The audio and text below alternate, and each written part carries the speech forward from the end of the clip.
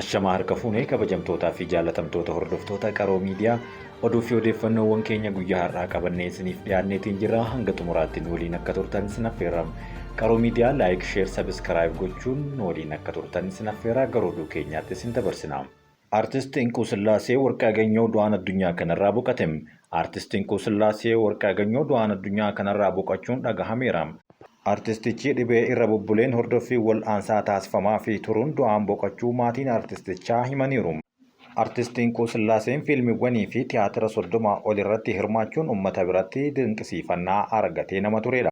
Artistichi abbaa ijoollee dhiiraa 3 fi shamarran 3 turan jedhameera. Lammiileen Itoophiyaa 310 Libaanoos irraa gara biyyaatti deebi'an. Lammiileen Itoophiyaa Libaanoositti haala rakkisaa keessa turan 310 gara Itoophiyaatti deebi'uun himame.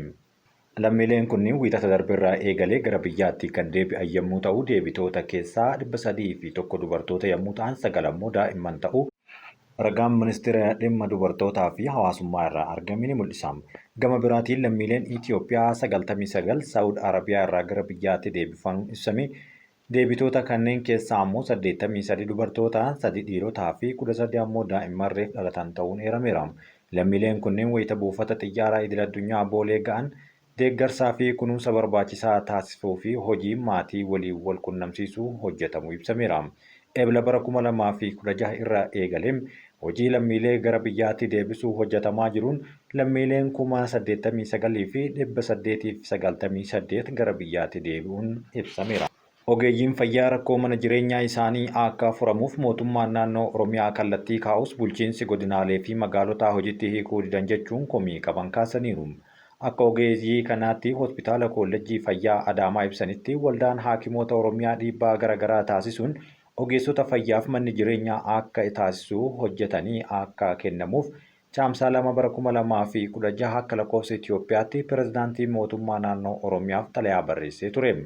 Mootummaan naannoo Oromiyaas murteessuun biiroo misooma magaalaa fi manneen Oromiyaatiif deebiseen Biiroon misoomaa fi manneen magaalota Oromiyaa waxabajjii 11 bara 2016 akka lakkoofsa Itoophiyaatti magaalota 23 fi godinoota Oromiyaa 21f xalayaa barreessee akka manni jireenyaa ogeessota fayyaaf kennamu ajaja dabarsee turuun ni yaadatama. Haa ta'u malee bulchiinsa magaalaa Adaamaa xalayaa kallattiin Oromiyaa irratti itti barraa'ee nu hin qaqqabne jechuun yeroo dheeraaf nu deddeebisaa turan kan jedhan ogeessonni fayyaa Adaamaa xalayaa qaamaan biiroo misooma magaalaa fi manneenii Oromiyaa itti fidus rakkoo mana jireenyaa qabnu nuuf furuu hin dandeenye jechuun komii isaanii kaasaniiru. Qaala'insa jireenyaa fi rakkoo mana jireenyaatiin ogeessi fayyaa rakkoo keessa jiraachuu eeruun qaamni dhimmi ilaaluu furmaata akka laatuuf gaafataniiru. Kantiibaan bulchiinsa magaalaa Adaamaa obbo Haayiluu Jaldeegaa fi mana jireenyaa ogeessota fayyaa mootummaa naannoo Oromiyaa akkaataa dambii fi qajeelfama biiroo misooma magaalaa fi manneen Oromiyaatiin deebii akka argatu jedhee xalayaa itti barreessee ukkaamsuun rakkoo keenya furuu hin dandeenye jechuun yaada isaanii dubbataniiru. Human Rights Watch mootummoonni Afrikaa hedduun dararaa cimsaniiru jechuun gabaase.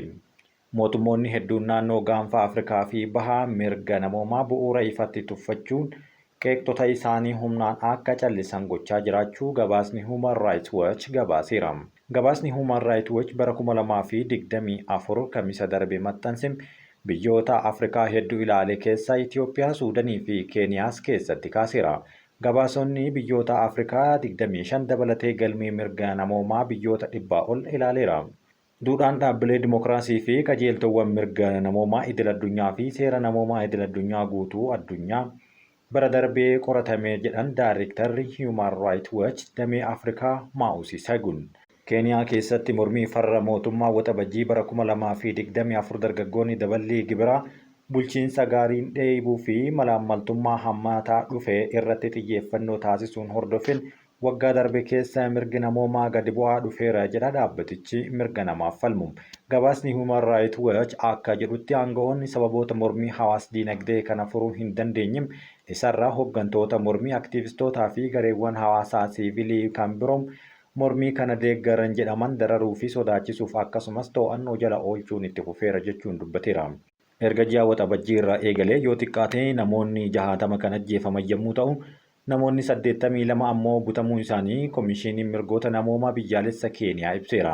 Gabaasni Human Rights Watch bara 2025 akka jedhutti reeffi namoota mallattoo dararaa ofirraa qaban laggeen bosona bakka dhagaan turee fi bakka awwaalchaatti gatamanii mul'achuus ibseera.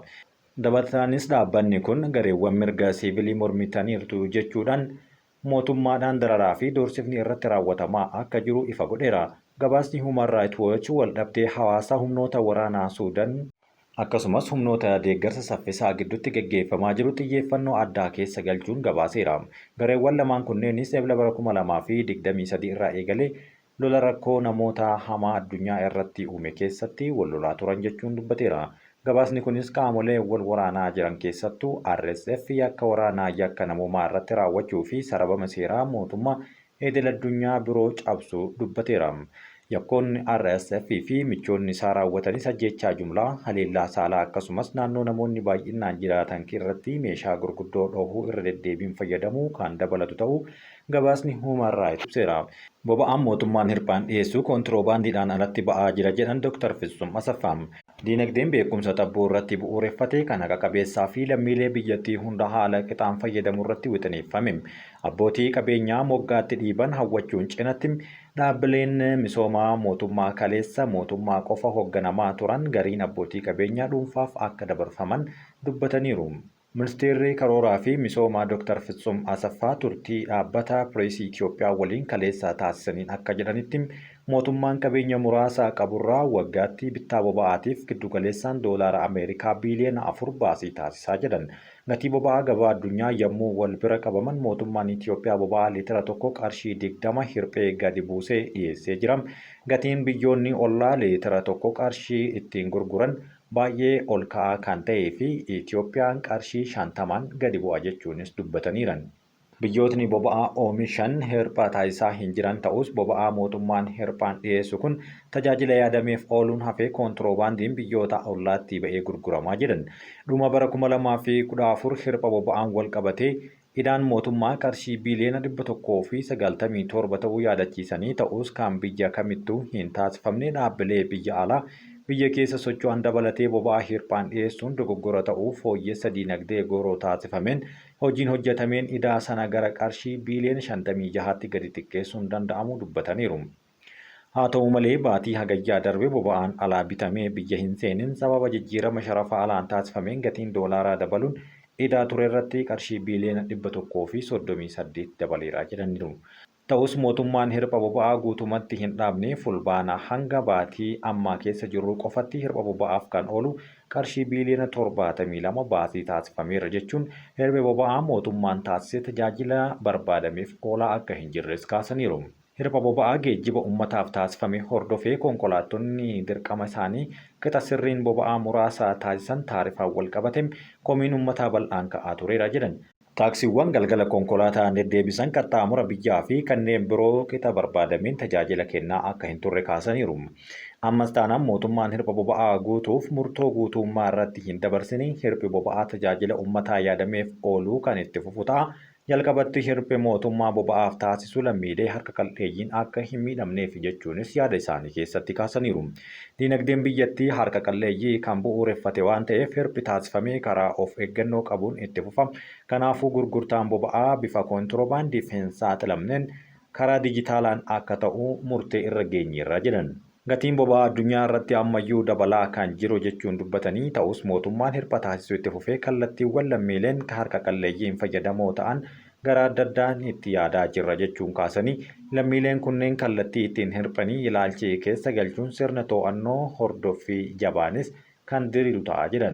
Kana dura bootteewwan 250 boba'aa fe'anii gatii boba'aa bor dabalaa jechuun uummata irratti baasii hin mallee dabaluudhaaf bosona keessa dhokatanii turus Dr. Fitsum Asaffaa yaadachiisaniiru.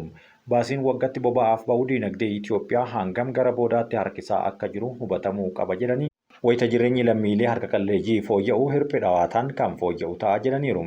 Mootummaanis potenshaala madda anniisaa jiru hunda fayyadamuun baasii boba'aaf baasu dhawaataan kan xiqqeessu ta'a. Haala kanaan hojii irra oolmaa konkolaattota elektiriikii jajjabeessuu fi konkolaattota boba'aa fayyadaman ammoo gara biyyaatti akka hin seenneef irratti hojjetamaa jiraachuu kaasaniiru. Kana malees qarshii biiliyoona 400 hirphaaf ramadame keessaa biiliyoona 87 ta'uuf biiliyoonni 90 akka hirphaatti kan ilaalamu fooyya'insa mindaa hojjettoota mootummaaf akkasumas hirpha bittaa qorichaa fi zayitii nyaataaf qarshiin ramadamuu ibsaniiru. Gara oduu biyya alaatti yoo dabarru fedhiin fayyaa Gaazaa hojii walxaxaa fi qormaata qabudha jedhan Dr. Teediroos Adhaanoom. Bakka dhukaasa dhaabuun baay'ee ture amma hojii irra oolee ilaalchisuun gama lamaaniyyuu uummanni gammachuu isaanii ibsataa jirutti Daayirektarri ol'aanaan dhaabbata fayyaa addunyaa Dr. Teediroos Adhaanoom kanneen Gaazaa keessa jiraniif imalli cimaa ta'uu akeekkachiisaniiru. Jalqabni adeemsa namoomaa butamanii fi hidhamtoota hiikuu namoota miiliyoonaan lakkaa'aman kanneen jireenya isaanii walitti bu'iinsa kanaan barbadaa'eef abdii guddaa fida jechuunis dubbataniiru. Itti dabaluudhaan fedhii fayyaa ol'aanaa Gaazaa keessaa furuu fi sirna fayyaa deebisuun hamma badiinsaa hubachuudhaan baay'ee hojii walxaxaa fi danqaawwan baay'een kan jiran ta'uu guutumatti ibsaniiru. Konkolaataan boba'aa baatu dho'ee lubbuun namoota 70 olii galaafatamuun himame. Naayijeeriyaatti konkolaataan boba'aa baaturraa balaan erga qaqqabee booda namoonni otoo boba'aa waraabbii dho'uun yoo xiqqaate lubbuu namoota 77 dabarsee jedhan qondaaltonni. Taankariin boba'aa kanarraa balaan kan qaqqabee kaaba bulchiinsa giddugaleessaa Niijer bakka Suleejaa jedhamutti yommuu ta'u erga garagalee booda dhangala'e jedhaniiru. Namoonni battalumatti boba'aa waraabbachuu eegalanitti dho'uudhaan namoota kanneen ajjeesuun lubbuun baraartota dabalatee namoonni 24 kan biraa immoo madaa'aniiru. Naayijeeriyaatti balaan taankarii boba'aarraa deddeebi'ee qaqqabuun baratamaa kan ta'e yommuu ta'u kunis dhiphina daandii fi konkolaattota sirnaan suphuu waliin kan wal qabatu ta'uu gabaastonni dubbataniiru. Israa'el hidhamtoota Filisxeem 90 gadi dhiisuu himan. Israa'el dubartoota 3 Hamaasiin butaman gadhiifamuu isaanii hordofee Filisxeemota 90 hidhaa irra turan gadhiifteerti. Tajaajila mana hidhaa Israa'el hidhamtoonni Filisxeem kanneen mana hidhaa West Bank keessa turan 90 gadhiifamuu isaanii mirkaneesseera. Hidhamtoonni Filisxeemii fi namoonni onkololeessa 7 bara 2023 Hamaasiin kibba Israa'el keessaa butaman gara Gaazaa geeffaman kunneenis haaluma waliigaltee dhukaasa dhaabuu marsaa tokkoffaa Hamaasii fi Israa'el gidduutti geggeeffameetiin kan gadhiifamu ta'a. Hidhamtoonni Filisxeem kunneenis kan gadi dhiifaman erga Hamaas dubartoota Israa'el keessaa butaman dilbata galgala dursee gadhiisuun fannoo diimatti kenneen boodaadha. Kabajamtootaa fi jaallatamtoota hordoftoota Qaroo Miidiyaa oduu fi odeeffannoowwan keenya sa'aatii kanaaf isiniif qabannee dhiyaannee kan hangammaatti dhaggeeffattanidha waan waliin turtaniif galatooma.